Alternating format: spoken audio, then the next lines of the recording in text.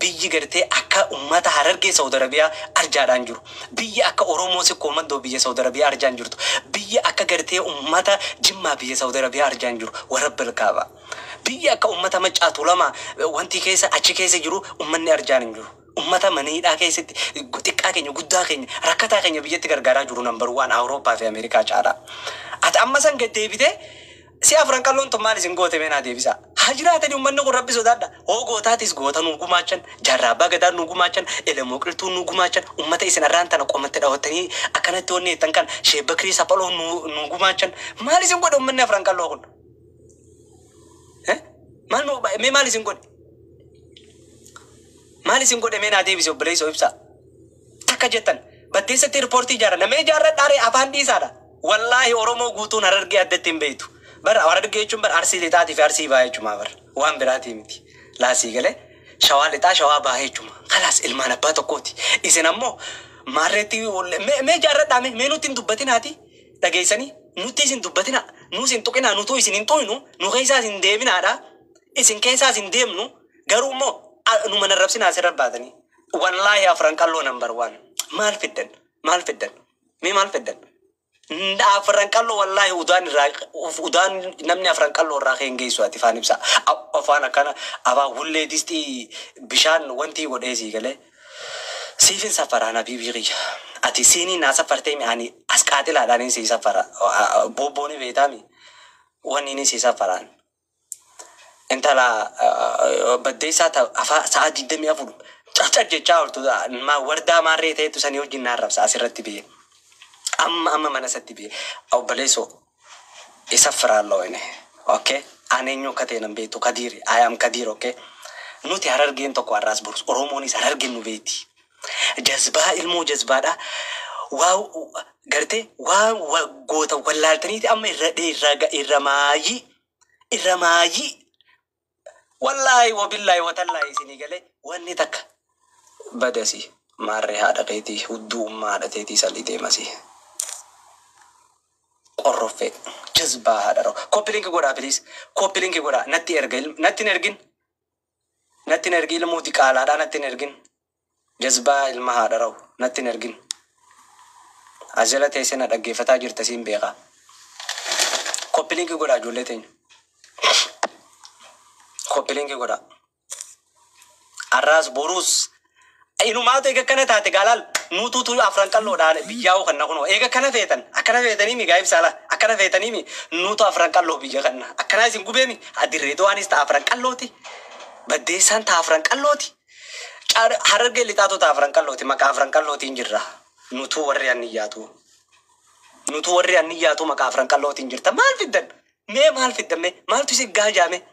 Maali obboleeyyan keenya jiraatanii maal maayitiin hafe rabbii hoddommeessee jira rabbii beekumsas kanneef rabbii qabeenyas kanneef haa heddummaatanii maqaa Firaansulee jalatti cirolleen ta'a afran qallooti maqaa Firaansulee jalatti dhokottanii laa ummanni kun silaa galata isin irraa qabaa baroorree afran qalloo isin qubsiise obboleessoo dhugaan isin hin jaa isin qubsiise wallahi isin qubsiise. Hundi ummata afran qalloo qaba. Nutu anuu gana amma booda Kadiir afran qallooti. Kadiir ilma humbannarraa na jijjiiradha. Kadiir ilma afran qallooti. Kalaas akkasin na beekaa jira keenya dhageessanii humbannaas gosa obboleessa qallooti. Garuu ammoo afran qalloo adiira kiyya isatti hin jijjiiradha abbaa kiyya. Waay maaltu jira? Hoo ala taates alaa fi anniyyi maal olii taatu gaafadhu. Haati isaanii takka. Haati isaanii takka. Alaa fi anniyyi haati isaanii takka deemseenaa qorodhu. Saniifuu maqaa wanni jalatti maqaa Firaansulee jalatti silaa carcariinooti jee qaata binneefi obboleessa mee Oromootiyya mee rabbisu daadhaati mee Oromootiyya Oromoon kutaa 11 gaafa taphni gurbaa afaan wissaadhaa wissaa jaaniini jira biyya teenya quluu hayyuun tiyya deemtuun takka akkana laala wanni irraa tolfatanii afaan isaa kana laalame wallahi isuma akkana beekadha please ana kanan goone uumaa rabbiitu kanatti uume tana kasi beekadha wallahi uumaa rabbiiti uumaa Allahati garuu immoo namni hangasee beekee taa'u rooyyaadha nama arrabsurra Oromoo adda qoodura. Mee Oromootiya. Warri gartee Harargee nuti takkuma beeneetan takka barreessaa. Mee Oromoon kutaa kudha takka. Mee takka barreessaa. Namni immoo carcarni beeneetan mee lama barreessaa. Carcarran nummaan beeku hin jiru. Wallaahi namni beeku hin jiru. Oromoo takkatti beeku. Oromoon Arsii Harargeetti beeku. Amma mee ijoollee dhumuugaatiif ijoollee gololchaafaa gaafadha. Isaan silaafalii gosti isaanii Arsii mire. Arsiidhaa bar. Laakiin carcar beetan yoo jaaniin hin beekan. Harargeetti beekan biyya. Ambar olla biyyi tiyyaanin mase koomandootii garuu ijoollee Harargee wajjin guddanne siin jaa. Laakiin inni ammoo ijoollee isaati. Ijoollee gosti isaa Arsiidhaa beekadhu. Ilmaan se koomandooti. Hin beekan carcar. Namnummaan tokko ka carcar beena siin jiru. Duuba akka waan gartee carcartuun biyyatti akka waan carcartuun gosa taatetti. Gosa teessanii isaa taatu. Garuu maaliif ittiin nutu hitan? Carcarfeetu gosa teessanii isaa taatu. Ijoolleen Harargee lixaatis akka jirtutti nuti ilmaan ituuti, ilmaan murawaati, Harargee lixaatitti if beekan. Ijoollee gartee tokkummaa Oromoo leelliftu. Waan hin taane barsiiftanii akka hin taane keessa nullee miira keessa nu galchina. Isinii galee amma booda dhaggeeffadhaa Oromootiyya. Ibsaa amma booda akka mana haaraa walii gabbaana narra ilaalina. Ibsaan kuni gandummaan deema, gosummaan deema, Oromoo adda qooda. Gaafa ilmaan si mee Oromootiyya namni guyyaa tapha ibsaa qabu Jimma Arsiin tafi abaaboon qabdu biraa fe jira. Mee carcar qofaa taphachiise. Uummanni carcar uummata taana sanii rabbi sodaadhaadha. Ayyee abbaa feete haa faarfatu haa agartee wanni godhatu dhiisaa jaanni dhiifne nuti. Namni dubbate hin jiru koppilinkii godhaa fedhis. Namni agartee itti dubbate hin jiru cal jennee jechuudha. Wanni kun waan biraa keessa nama galcheenne. Hayyee amma deebi'eeti gurbaan kun. Ijoollee Harargeetiitu Faraansuleetiin makiinaa bituu dide silaa carcar kophatti yaamejee viidiyoo tana waraabee jechuudha. Ishi jeellaa sanuu bara uummata Harargeetiin ishi arrumaan isin tuffadhee jee bara wallaahi isi tuffanna malee nun tuffattu obboleessoo. Harargeen nama tuffatamuu miti. Bushti. Wallaahi Harargeen nama tuffatanii miti. Si tuffatti malee. Ja'ati jazbaa namaa akka taate harar dhalaa hojii gisee teessee reefu naan rabsituun jazbaa namaa ta'uu si beeka. Jazbaa namaa ta'uu kanii si bare reefu hoggooti wardaan oleetii wajjin teessee naan rabsitu hogguusanii si bare. Si galee kanaafuu dhageesseemi yoo dhugaadhaan if jaalanneettan akkuma jette riippoortiis kophatti ijaarradhaadha ganda keessanillee kophatti ijaarradhaadha garuu nurraa bu'a. Reedoon lafa uummata Somaalee irraa fudhatti jaan. Wanni akka isin godhu jirtu nagarree obboleessoo deem laali uummanni Affaar xiqqaan san. Nuti ni Somaaleen hanga baara dhaabbattuu dullee quboonu kaan ofirraa dhoowwinee har'a geenye. Uummanni Affaar hanga sanii tokko himti isin godhaa jira nagarree. Asitti keellaa ijaarratanii qarshii hogguu magaalaa buutan barra nama isin hin beeknetti himi obboleessoo isii galee. Hogguu magaalaa buutan maallaqa barte keellaa eenyuun nuti mee Somaalee tamiitu direedoo dhaquudhaaf maallaqa nurraa fuudha. Ibsa mee nuti direedoo har'a dhaquudhaaf eenyuun maallaqa nurraa fuudha tikeeta. Diqee gurbaa diqee gudura eenyuun maallaqa nurraa fuudha nuti. Bari isin magaalaa bu'uudhaaf ciroo dhaquuf wanna kafaltan inshuraansii maal wanna godhan kana narraa laaliga uummata keenya sii galee. Waalaikum salaam warahmatullah. Waan kafalan ashura kafaltanii barisin. Namni magaalaa fi buuf akkamitti ashura kafala. Abuun irratti hin erginii deemu. Qiyyaa. Maal irratti ergita? Gurbaa afaan jalla kana irratti hin erginaa jaan. Mustafaa ilma haadha. Zaxany deemasi. Qoroffee haadha rahu. Okay? Saniifuu nuti Oromoon addaan hin qoodamu. Nuti Oromoon tokkummaa keenyaa si cinaa isin dura dhaabbanna. Oromoon Harargee takka beeti. Harargeen takka ammaan booda hin callifu. Nuti Harargeen tokko. Wallaahi wabillahi dhaggeeffadhu. Harargee irraa muramnee jettaniimi. Mee sii tokko sii dhiiraati mee ibsa. Mee Harargee irraa muramnaa miti. Mee dhaqeeti sii namaati mee ganda dhalatte keessatti dhaqeeti nuti Harargee miti jii akka hudduu quba see keenya ilaali miidiyaa irraa miti lafa gabbuyi ummannummaan carcarsanuu jechuudha. Sii galee Harargeetti if beena nuti. I am Harargee farasti. Afaan laakama godhee gurbaa. Wallahi billahi raati. Sii galee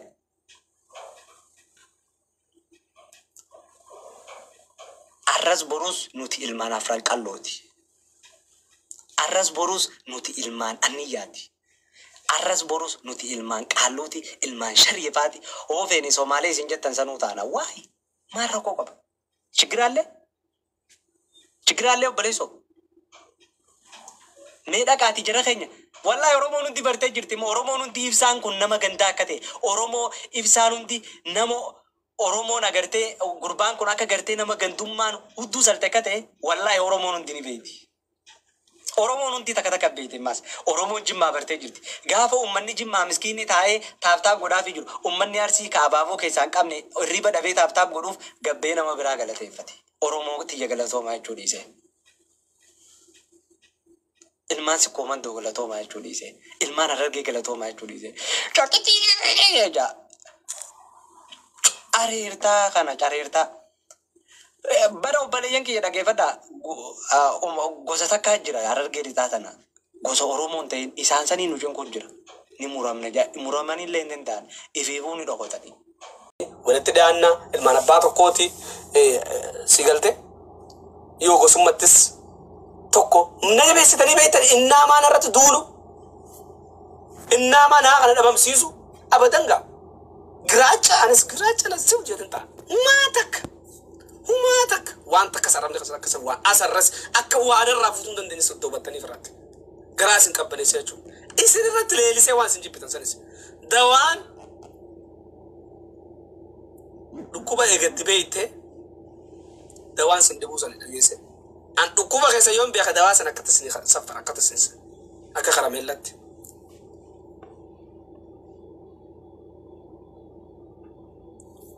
saniifu mana laala tasgabbaawa hafalaati komantii katabaame komantii katabuun dandeessan silaayi taap godha koppiliinki taap godha tiimi warroon ibsa abbaa jaalalaa jaalatan haga ibsa abbaa jaalatan haga ibsa abbaa jaalatan koppiliinki godha mee taap godhaatti garsiisa wardaa maa jallifti Operant bi Oromoo tanaan nadhi Oromoon taaswaa warquu sin dhageessu. Silma kana bebbaa gubeetu bara jalaa TikTok baratee sirkiroo ni jaabar. Saa asoo dhaqaaqa kadii kanaa jira firraatti usta. Kadiirri firraatti ni seera maali beekta amma anaasoo kadiiraan akkuma akka laaletu nama tokko takkarra lamarra ni dhaggeeffata isa waa inni ba'uunis ajandaa asirra deemu kana sokaa kam keessatti akka durmaatu ni dhaggeeffata biraa godaanta. Si galee? Taap godhame Oromoo. Yaa nama akka jaartii wajjira fana sirraa dhufee haasa'u kun faayidaan qabu waan irraa sanuu qabu seetii jedhama. Waan nadhoo jaama akkana waan jaartii namni haasa'u nadhoodha inni. Nadhoodha. Bakka sanitti irraa foote hin qadir haasa'u biraa Oromummaa keessa hojjetis. Let's go taap godha sirriitti. Yeni hochi. Taap. Afra qalloon namatti hafachiiftu. Gaafa kana. Wallahi wabillahi mee ibsa siifin himaa dhaggeeffadhu. Anaa taphatee si garsiisaati. Obboleessoo Hamzaa Sheekh Jaabir yeroo meeqa taphate? Eenyu taphachiise? Abuu Hamzaa woomaa argee bara. Wallahi namicha Hamzaa Sheekh Jaabir san wallahi wooma nama keessatti arga. Bifa Hamzaa Sheekh Jaabir. Ani duraan Hamzaa Sheekh Jaabir ittiin naaree ture. Akkamitti namaa keenya nama argeeti je wayii arge. Namicha afaan wanni kana agartee mi okkoodhaasa wanni dhaagi wallahi afaan isaa kana ammaas beekadha katiirii kana godhe kan jedhe wallahi afaanuma isaati gisee hunda laala namicha kana akka isaa beekaa rabbiin boofamiidha dhoowwate jaan namicha afaan wanti takkaa jira biyya teenya maal isa yaawaa muka tokko akkana mismaaraan buqqaasan tokko nagarree akkanaa tokko namicha kanaatiitu Oromoo dagootaa jira dhageeffadhu nuti obboleessoo uummanni Harargee ba'aa mee dirree do'aa dhaqee ilaali. Jimma achi keessa akka biyya isaanii manaa fi lafa qabdi. Wallahi dirree do'aa keessa ganda Arsii guutuu jira kun ijoolleen Arsii aanatti dubbattu. Arsii guutuu akka biyya isaaniitti jiraatan. Maaliif lafa Oromooti kaa? Arsiin as keessaa baatu yoo jennaan hin danda'u. Leennoo lafti ta'e Oromooti. Haga Oromoo jaametti Oromoon Arsii biyya feete jiraachuu qabdi. Dhaggeeffadhu siif nima. Oromoon Jimma ani Arsii keessa dhaqee mana ijaarrachuu hin danda'a. Bara akka isaaniitti meesimu akka ijoollee tanatti akka ijoolleen tu yaaddu akka ijoolleen nuti carcariif hin jettu tu yaaddu keessattuu kun ifaallaa nuti Harargee tokko beeyna akka inni kun juutti arsiin isaan keessa qubatuu hin danda'u. Jimma isaan keessa qubatuu hin danda'u. Akkasi beekan nuti garuu akkas hin beeknu gaa jaalala ilmaan jaalalaati. Abbootii keenya irraa jaalala dhaalle. Afran qalloon jaalalatti beekamti. Anniyyi jaalalatti beekamti. Shariifaa fa'aa Oromoo miti jaaniin. Oromoodhaan keessaan Oromoo dheef hin jaanitti. Qaaluun Oromoo miti jaan. Obboleessoo isaanuu Oromoo miti hin jenne ati maal raafoota? Akkana kun ijoolleen amma nuti carcarii jaanii amma olii gaddeemtu tun dalagaan isaanii tana.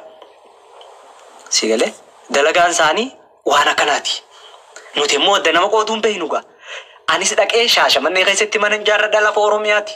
Si galee namni Shaashamanneetis dhufee ganda kiyyan mana ijaarrata. Fedhu ooruutii irratti ijaarrata. Harargeen barboo obboleessa waan Oromoon hin qabne takkaan isinii maka Oromoon ragaa baatuuf. Wallaahi wabillaahi namni Arsii tokko dhufee yoo keessattuu darasummaa fa'a biyya teenya ijoolleen Salaalerraa kun hojiidhaaf dhuftu meeqaatu Harargeetti lafa fudhatee namni lafa bilaashitti qa'iifiifuu ilmaan isaati waan kan nuun qabne kanneefi mana irra ijaaree fi intalatti kannaa oola. Shuuf jaalala akkasii beena nuti. Wallaahi wabillaahi ganda kiyya nama ijoollee Salaalee tagartee safii qalabshiisha feetanii qalabshiisha ijaariin Harargeetti waan akkana kanaafaa tolchanii gurguran baadiyyaa keessa deemanii ijoollee tanaa gisee waggaa 5 ijaa jiraatan wallaahi wabillaahi lafa kennanii fi achi keessatti mana ijaarratanii intalatti kennanii fuuyisallee annoo maaliif Oromoodha. Si galee ilmoo Oromooti. Nuti Harargeen uummata akkanaati. Si galee yoo hojii beektan dubbadhaa kun Oromooti. Harargeen waa malee uummata jaalalaatti nuun hin jaan. Uummata kana nuti isaan adda nuti guu barbaadan. Gurbaan afaan wullee kunfaan. Okay? Shuuf. Agarte? Joowar intala afran qalloo fuudhe maaliif jaalala kaa? Intala afran qalloo fuudhe Joowar Maammatti. Gaafa Joowar dhaqu nagarree dhalaan afran qalloola dhalaan anniyyaa akkasii dahaba firraa guurtee viidiyoo dhaqee ilaali istaadeema Hararitti dahaba firraa baaftee akkasillaa Joowar duratti OMN gargaaraa jennaan Joowar asirraan biyya Ameerikaa keessatti ijoollee eenyuti ijoollee afran qallooti ijoollee anniyyaa humbannaati ijoollee shariifaati ijoollee qaalluuti namni akkasii dahaba bitate akka nama rabbii jecha jannataan bitachuu kan nuti Joowar baasee kanne ummata san jaalateen talarraa fuudhe billaa aleikum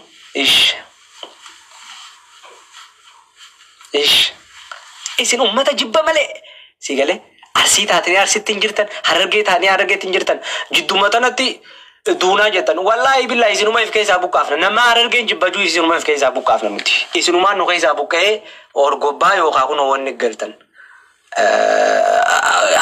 afaarilleen isin hin feetu hudduu isin saluu jirti afaarilleen nama isin fadhuuf wallaahi olamlee na'u isiniin nama hin feene ta'a. Nama feetan nama wallaahi Harargeen Amaara bira dheetu Arsii bira dheetu Oromoo bira dheetu bakka feete dheetu jaalalaan beekamti ni keessummeeffamti isin warri jibbaan deemtan ammoo nuti carcar kingiin beenu Harargee kingii malee kunoo Harargee kingii jedha yeroo takka barreessaa biriis Harargee kingii yeroo takka koomentii diina garaa gubaame Harargee kingii Oromoon kutaa bira illee biriis Harargeen tokko jedha barreessaa Harargee kingii illee choo dadhabdan Oromoon kutaa bira ijoolleen Harargee baatiif Harargee lixaalleen Harargee kingii jedha barreessaa yeroo takka. Warri ammoo warri kutaa biraa ammoo Harargee kingii jechuun feenes Harargeen tokko jedha barreessaa Harargeen tokko jedha nu barreessaa please garaa naa gubatu diina namicha afaan mutaa kana garaa naa gubatu mutaa jaaniin takkaa jira ta'ummaan tiyya dur safiin itti hodhutu sanuma fakkaata laala shintibeetii halkan dubartii hudduu laalaa buleeti siigalee laala obboleessa kayya halkan dubartii asirra fidee immoo giiftii kananiifiti nutti bitan Harargee addaan diigan wallaahi giiftiin teessan funyaaniin naa baatu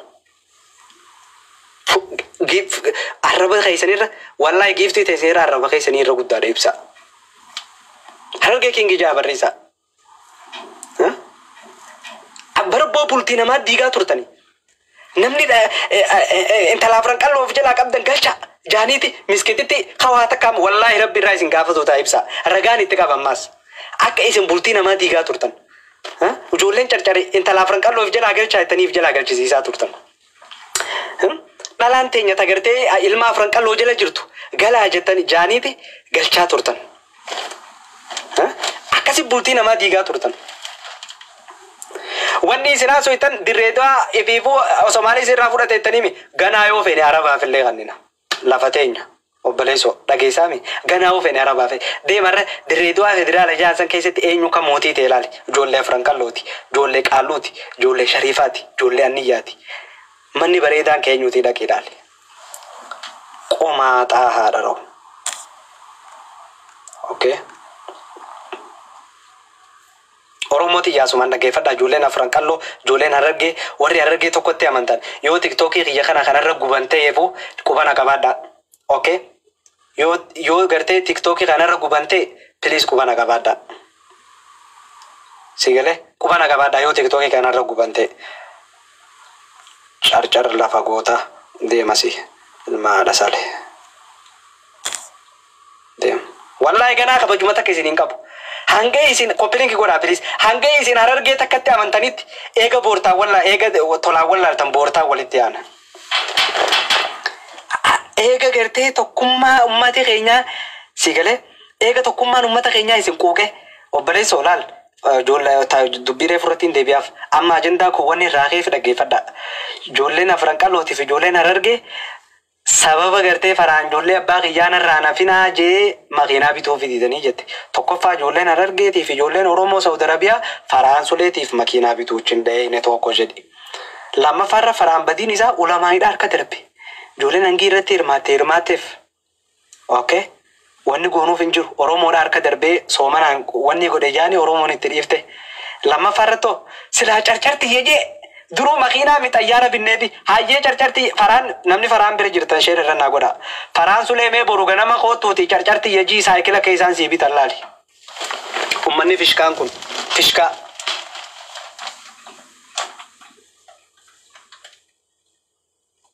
Fishka dhaggeeffadha yaa isin gowwa dhalaan ta'e dhaggeeffadha ummata gisee namni tokko hoguu gantummaadha dhaggeeffadhu ummata hoguu namni gantummaadha walikke waliiktan yaata gartee hoguu gartee ibsaan afaan wullee kunfaan gosaan namaa arrabse warri gosatiyyaa gartee dhiira namaa jala jirtan dhiiraan niyyaa jala jirtan dhiira alaa dhiira afran qalloo jala jirtan jalaa baajee isin bultii namaa diigu ummata jazbaadha barisinis wallaahi billaahi ish akkamin namni obboleetti tiyyataa afran qalloo dhaggeeffadhu obboleetti tiyyataa anniyyaa tagartee arsii fi oromoon jala jirtu gaafa abbaan fedhe olole bultii ta'e diiguudhaaf hin deemin dhaggeeffadhu abbaan fedhe olaa lolu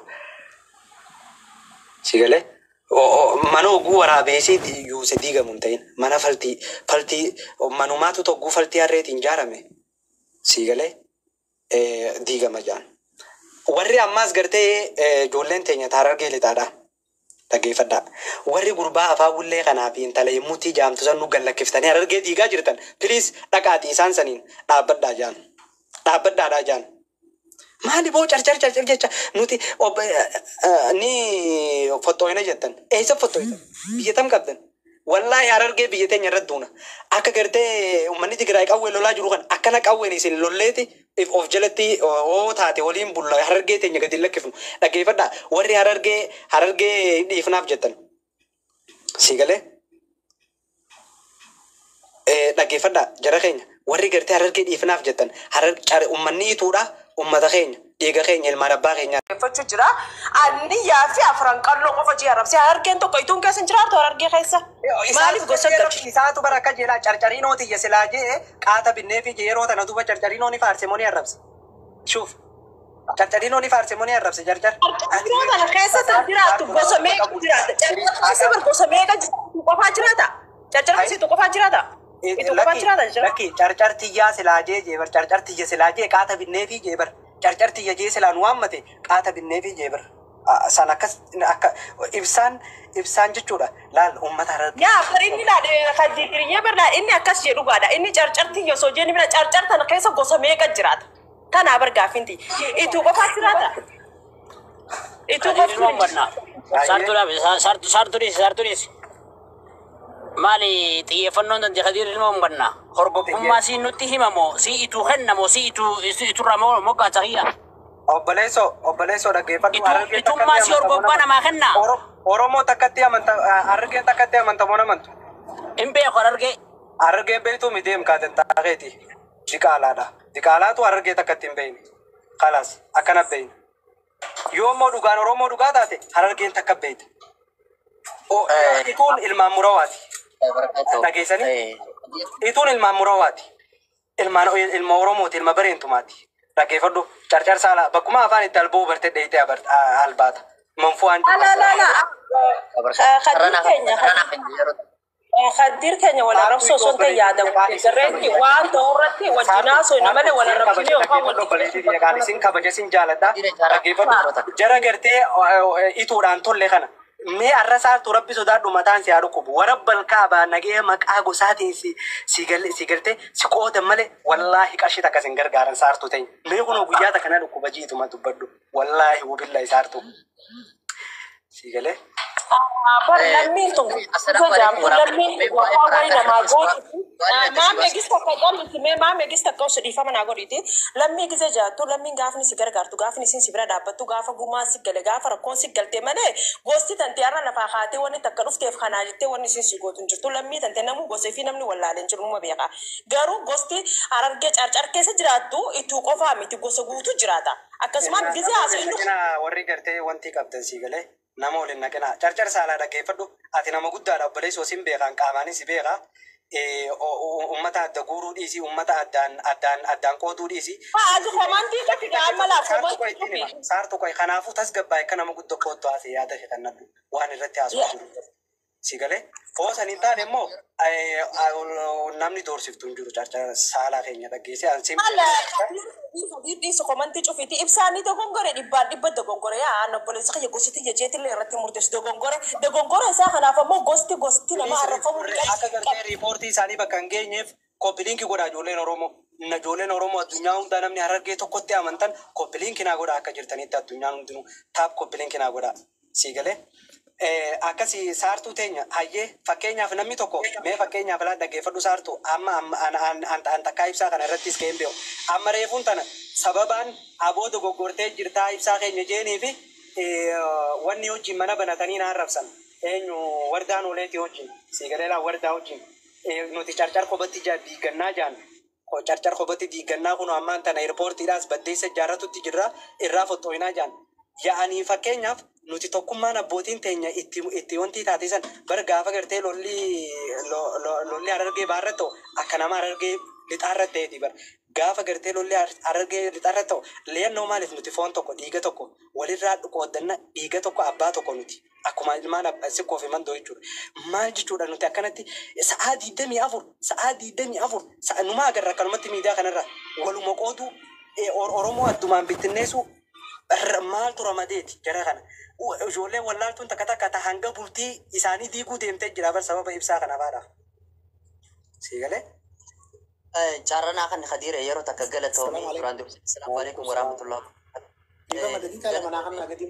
obsi amiin kiyya dubbateetiin baa galatoomii khadiir kiyya laal jira keenya waan tokko jira assalaamu alaykum warahmatullahi wabarakaatuh saartuu mana kana keessaa dogoggora ibsaa yoo dogoggore namni tokko dogoggorame fi lammi guutuu yookaan bitti Isi carcara dubbatuuti Kadir carcar dubbadhu mee muutirraa kaasaa mee bilis warri aadimiinii qabdan warri aadimiinii qabdan nama tokkoof lammii guutuu arrabsuun biyya guutuu arrabsuun is too shame saartuu bu'i mana kana keessa bu'i carcar mana guutuu eenyuutu arrabse dantaakeetti deemu ya duraan assalamu alaykum warahmatullahi galatoomii ani darsa keessan gurradhaa deema darsa nama dhibba shanii fi soddomii sagalee asiirra jira namni dhibbi shanii fi soddomii sagalee asiirtan koppiliinkii yeroo kudhan godhaaf koppiliinkii tana 5,000 guutuu danda'u qabna itti aansuun wanni dubbachuu barbaadu barana takka farra namni asirraa yaa'is godhuu ture ana ture nama hedduun yaa'ii godhuu ture naaf fakkaattonni kakiyya biiftuun sunillee naatu dubbattee turte goota kiyya ulfaadhu biiftuullee naman wajjin akkasitti wal lolaa ture biiftuun san garuu gaafa biyya galtu akkaataa hawaasni keenya biyya keessa jiru gartee turte haati humbannaa bareen ta'u yoonii fi bishaan gaafatan aanan nama baasti. Haati murawwaa bareentoo yooniif bishaan gaafatan aanan nama baasti. Akkasumas qalloo bareentootis si galee hawaasni keenya kabiyyaa akkasii jaalalaan waliin jiraachuu turre garuu nuti warri sooshaal miidiyaa irraa wal nyaachuu turre gootoowwan keenya nuti ilmaan Haji Bushuraannaati nuti ilmaan Jaarraa Abbaa Gadaati nuti ilmaan Yaayaa Ali Sireefaadha mucaa amma muceefaa nuti warra kanarraa dhalanne Harargeen garuu ammoo wal nyaachuun keenya faayidaa takka illee hin qabu.